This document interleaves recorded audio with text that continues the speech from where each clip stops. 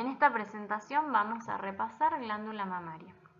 Las glándulas mamarias son órganos dinámicos que varían según la edad, el ciclo menstrual y el estado reproductivo de la mujer. Durante la vida intrauterina hay crecimiento y desarrollo de tejido mamario en ambos sexos. En los mamíferos, entre la región axilar y la inguinal, aparecen múltiples glándulas a lo largo de las crestas mamarias que corresponden a engrosamientos epidérmicos bilaterales, pero en el ser humano normalmente un solo grupo de estas células va a proliferar formando la mama a cada lado de la línea media. Las glándulas mamarias son glándulas sudoríparas, apócrinas, túbulo-alveolares modificadas. La mama adulta inactiva se compone de 15 a 20 lóbulos irregulares que van a estar separados por tejido conjuntivo fibroso. Estos lóbulos, como ven, adoptan una disposición radial desde las papilas mamarias o el pezón y se subdividen en lobulillos, que es lo que conocemos como unidades lobulillares de conducto terminal. Algunas de estas bandas fibrosas corresponden a los ligamentos suspensorios o de Cooper que se van a unir a la dermis. Y entre el tejido conjuntivo denso de los espacios interlobulillares vamos a encontrar también interpuesto tejido adiposo.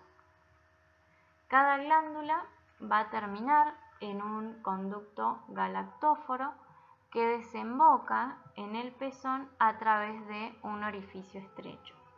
Debajo de la areola, que es la región pigmentada que rodea el pezón, cada conducto va a presentar una porción dilatada que corresponde al seno galactóforo, que si bien en esta imagen no se distingue con claridad, más adelante vamos a verlo nuevamente.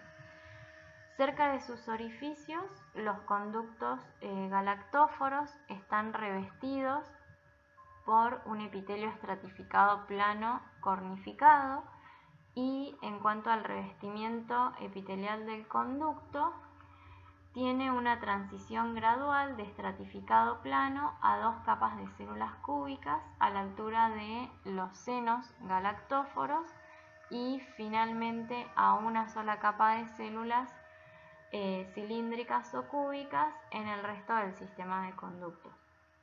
La epidermis del pezón y la areola van a estar muy pigmentadas en la adultez y su superficie profunda es empujada por papilas dérmicas. La pigmentación del pezón aumenta en la etapa de la pubertad y se torna prominente. Durante el embarazo, la areola se agranda y el grado de pigmentación aumenta todavía más. En la profundidad de la areola y del pezón vamos a ver que hay haces de fibras musculares lisas que se disponen de forma radial y circunferencial en el tejido conjuntivo denso y en sentido longitudinal a lo largo de los conductos galactóforos, como vimos en la imagen anterior. Estas fibras van a permitir que el pezón se torne erecto en respuesta a ciertos estímulos. La areola vemos que tiene glándulas sebáceas, sudoríparas y mamarias modificadas, que son las que conocemos como glándulas de Montgomery. Estas glándulas tienen una estructura intermedia entre las glándulas sudoríparas y las glándulas mamarias y van a generar pequeñas elevaciones en la superficie de la areola, como vemos en la imagen. La función que tienen es producir una secreción lubricante y protectora que modifica el pH de la piel e inhibe la proliferación microbiana. En las mujeres, las glándulas mamarias se desarrollan por acción de las hormonas sexuales. Vamos a ir repasando esto siguiendo los estadios de Tanner, que nos muestra los cambios puberales en 5 estadios desde la niñez hasta la adultez. Hasta la pubertad, las glándulas tanto femeninas como masculinas se desarrollan en forma similar. No reconocemos tejido mamario palpable, solo el pezón protruye y la areola no está pigmentada. Al iniciar la pubertad, en los varones, la testosterona actúa sobre las células mesenquimáticas e inhibe el crecimiento adicional de las glándulas. Mientras que en las mujeres, en esta etapa, las mamas siguen su desarrollo por acción de los estrógenos y de la progesterona. Los estrógenos van a promover el desarrollo adicional de las células mesenquimatosas. La glándula mamaria va a aumentar de tamaño en forma progresiva, principalmente por la proliferación de tejido adiposo interlobulillar. Los conductos se extienden y se ramifican hacia el estroma de tejido conjuntivo. La proliferación de las células epiteliales es controlada por las interacciones entre el epitelio y el tejido conjuntivo laxo del estroma intralobulillar, que justamente es sensible a las hormonas, y al llegar a la adultez ya se va a establecer la arquitectura canalicular de la glándula. Físicamente vamos a ir viendo un cambio progresivo a lo largo de estos estadios. En el estadio 2 ya puede palparse tejido mamario bajo la areola, pero sin sobrepasarla. Veremos que tanto la areola como el pezón protruyen y es cuando distinguimos el botón mamario. En el estadio 3 ya vamos a notar el crecimiento de la mama con pigmentación de la areola. En el 4 hay un mayor aumento de la mama, con la areola todavía más pigmentada, y podremos observar un doble contorno que corresponde a la areola y a la mama. Y ya para el último estadio, la mama se corresponde con una mama adulta en la que vamos a ver el pezón que protruye y la areola que se retrae teniendo el mismo contorno del resto de la mama. En cuanto a la funcionalidad, las glándulas mamarias permanecen en un estado inactivo hasta el momento del embarazo, durante el que van a adquirir la maduración morfológica y funcional completa en respuesta a los estrógenos y la progesterona, que son secretados inicialmente por el cuerpo lúteo y luego por la placenta, respondiendo también a la prolactina que va a ser secretada por la hipófisis y a los gonadocorticoides que son sintetizados por la corteza suprarrenal. Al final del embarazo, en las células epiteliales hay vesículas de secreción, pero la producción de leche es inhibida por las concentraciones elevadas de la progesterona. El inicio de la secreción de leche va a ser después del nacimiento y es inducido por la prolactina secretada por la adenohipófisis, y la eyección de la leche desde la mama va a ser estimulada por la oxitocina, que es liberada desde la neurohipófisis. Y ya para la menopausia, junto con el cambio hormonal, el componente glandular de la mama va a involucionar y va a ser reemplazado por tejido conjuntivo y tejido adiposo. En los hombres, como nombramos, hay cierto desarrollo adicional de las glándulas normalmente después de la pubertad, pero permanecen en un estadio rudimentario. Y para que tengan en cuenta, la exposición hormonal constante y la predisposición genética son los principales factores genéticos factores de riesgo, para el desarrollo del cáncer de mama, como después ustedes van a ver más adelante en patología. Bueno, la mama se compone por unidades lobulillares de conducto terminal que contienen las glándulas túbulo-alveolares ramificadas. Las unidades lobulillares del conducto terminal se encuentran dentro del estroma de tejido conjuntivo y de tejido adiposo. Estas unidades corresponden a una aglomeración de alvéolos secretores pequeños en lo que es la mama durante la lactancia, o a los conductillos terminales en lo que es la mama inactiva, rodeados por un estroma intralobulillar.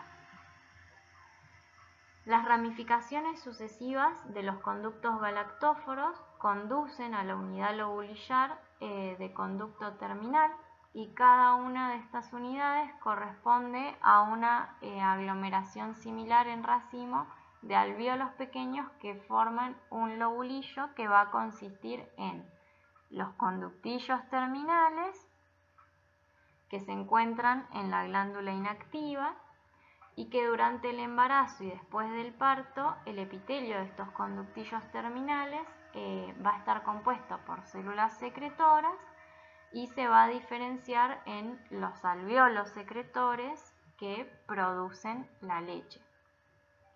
Vamos a tener también un conducto colector intralobulillar que transporta las secreciones alveolares al conducto galactóforo, y reconocemos también el estroma intralobulillar, que es el tejido conjuntivo laxo especializado, que como dijimos recién es sensible a las hormonas, que rodea los conductillos terminales y los alvéolos dependiendo del estadio. El tejido conjuntivo intralobulillar tiene muy pocos adipocitos, como vamos a ir viendo después en las fotos más adelante. Estas unidades lobulillares de conducto terminal están separados por estroma interlobulillar de tejido conjuntivo denso y de tejido adiposo. En las glándulas mamarias activas, los conductillos terminales se van a diferenciar en los alvéolos, como dijimos recién. Eso recuérdenlo porque es dependiendo del estadio.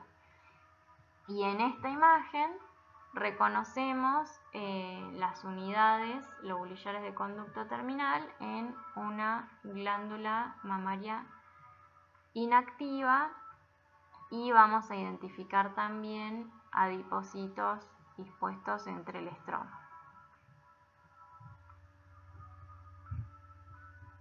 Bien, en esta imagen podemos identificar las mismas estructuras que recién fuimos nombrando. Reconocemos las unidades lobulillares con una aglomeración de conductillos terminales que van a estar rodeados por el estroma intralobulillar de tejido conectivo laxo. Identificamos las células mioepiteliales dispuestas en cesta, y por fuera tejido conectivo denso rico en adipocitos. Recordemos que los adipocitos se distinguen como grandes espacios vacíos que adoptan una forma ovalada o poliédrica cuando se agrupan en el tejido adiposo. Cada uno de ellos representa una gota grande de lípido antes de que se disolviera en la célula durante la preparación de la muestra. Lo que se ve en una coloración más bien rosada, que es lo que está teñido con eosina, representa el citoplasma de las células contiguas y el tejido conectivo que está dispuesto entre las células. El núcleo lo vamos a distinguir aplanado hacia un lado de la masa lipídica, y el citoplasma forma como un borde delgado alrededor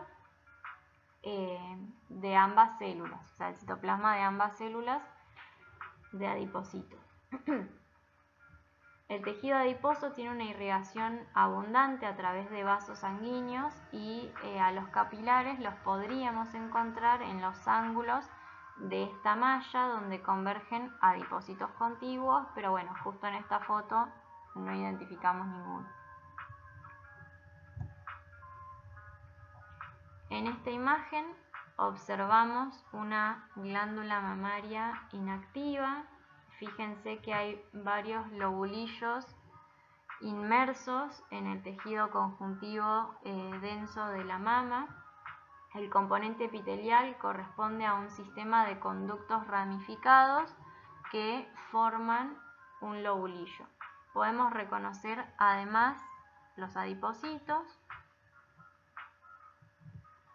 Con un mayor aumento vamos a distinguir las células epiteliales de los conductos, que corresponden a células cilíndricas, entre las que encontramos linfocitos, y observen que también reconocemos células mioepiteliales y haces de colágeno interpuesto entre el tejido conjuntivo. Entonces, las células epiteliales glandulares van a revestir el sistema de conducto, y las células mioepiteliales se van a situar entre estas células epiteliales y la lámina basal. Estas células se disponen en una red similar a una cesta, como nombramos recién, presentes en las porciones secretoras de la glándula, y su contracción justamente interviene en la eyección de la leche durante la lactancia. La morfología de la porción secretora de la glándula mamaria va a ir variando con el ciclo menstrual. En la glándula inactiva, el componente glandular es escaso y consiste principalmente en elementos del conducto. Durante el ciclo menstrual, la mama inactiva sufre ciertas modificaciones cíclicas. Al comienzo de la fase folicular, el estroma intralobulillar es menos denso y los conductillos terminales aparecen como cordones formados por células epiteliales de forma cúbica sin luz o con muy poquita. Y durante la fase lútea, la altura de las células epiteliales va a ir aumentando y en los conductos aparece una luz a medida que se van acumulando las secreciones. Y luego se produce una involución y apoptosis durante los últimos días del ciclo menstrual antes del inicio de la menstruación.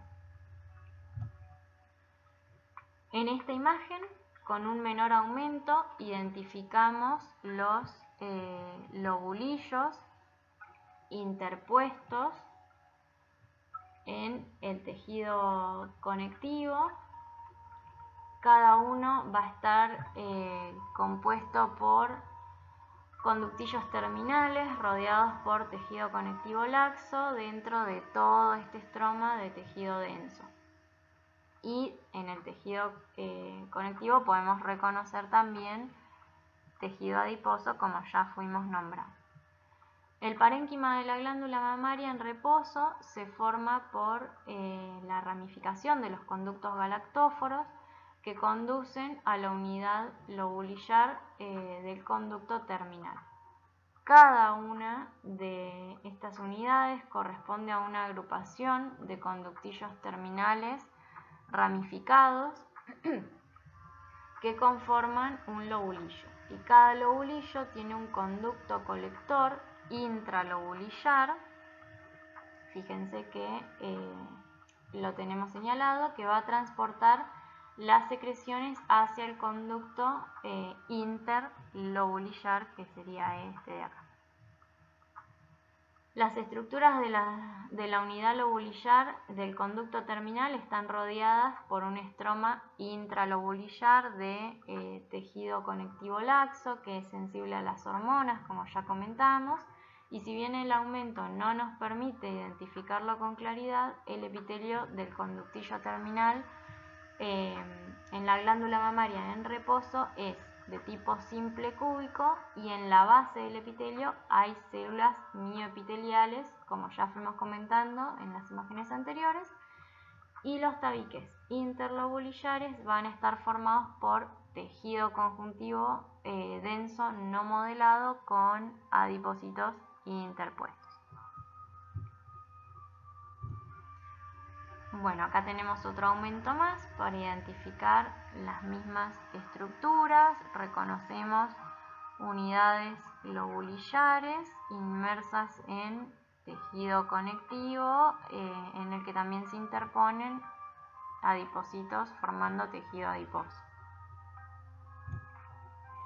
Bueno, ¿cómo diferenciamos el tejido conjuntivo laxo del denso? Tenemos que identificar las fibras colágenas más gruesas en el tejido conjuntivo denso, a diferencia de las fibras más delgadas en el tejido laxo.